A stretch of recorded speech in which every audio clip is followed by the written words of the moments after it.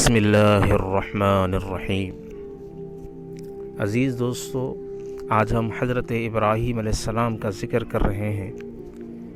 میں ان کا ایک واقعہ آپ کے سامنے گوش گزار کرنا چاہتا ہوں۔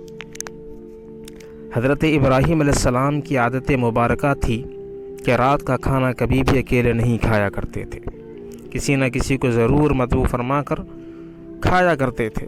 ایک رات حسب عادت آپ کسی مہمان کا انتظار کر رہے تھے کہ کسی نے دروازے پر دستک دے دی۔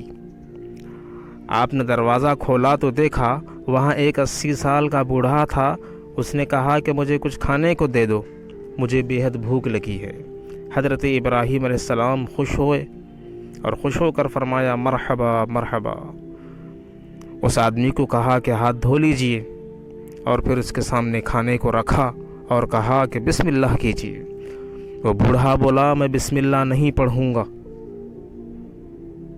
کیونکہ میں مجوسی ہوں۔ حضرت ابراہیم علیہ السلام غصے میں آ کر کہا کھڑے ہو جاؤ، میں مجوسی کے ساتھ کھانا پسند نہیں کرتا ہوں۔ وہ بوڑھا اٹھا اور وہاں سے چل دیا۔ ادھر پلک جھپکتے ہی حضرت جبرائیل علیہ السلام آئے اور بولے اللہ فرما رہے ہیں اے ابراہیم علیہ السلام، منکر تو وہ میرا ہے، میں نے تو 80 سال میں کبھی بھی اس کا رزق نہیں روکا۔ 80 سال سے وہ میری نافرمانی کر رہا ہے، مجھے نہیں مانتا، مجھ پر ایمان نہیں لاتا، لیکن اس کے باوجود 80 سالوں میں نے ایک دن بھی اس کو بھوکا نہیں سلایا۔ حضرت ابراہیم علیہ السلام یہ سنتے ہی اس مجوسی کے پیچھے دوڑے۔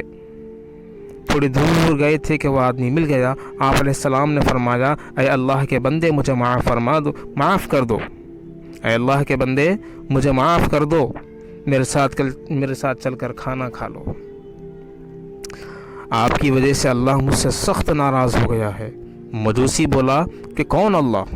آپ علیہ السلام نے فرمایا اللہ وہ ذات ہے جس نے ساری کائنات کو پیدا کیا، اللہ وہ ذات ہے جس نے ساری کائنات کو پیدا کیا، اللہ وہ ہے جس نے ہر شے کو تخلیق اور خوبصورت شکل میں ڈھالا، اللہ وہ ہے جو تمام مخلوقات کو رزق دیتا ہے، جس نے تجھے اور مجھے اب تک زندہ رکھا ہوا ہے۔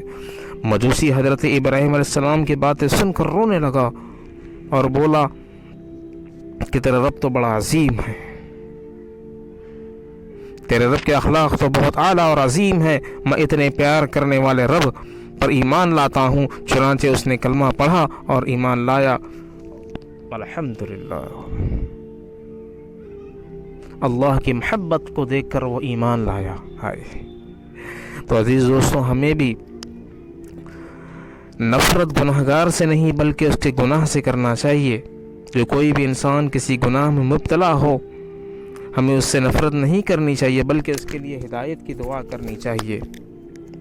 جو کوئی بھی انسان کسی بھی گناہ میں مبتلا ہو، ہمیں اس انسان سے نہیں بلکہ اس کے گناہ سے نفرت کرنی چاہیے، بلکہ اس کے لیے ہدایت کی دعا کرنی چاہیے۔ اللہ ہم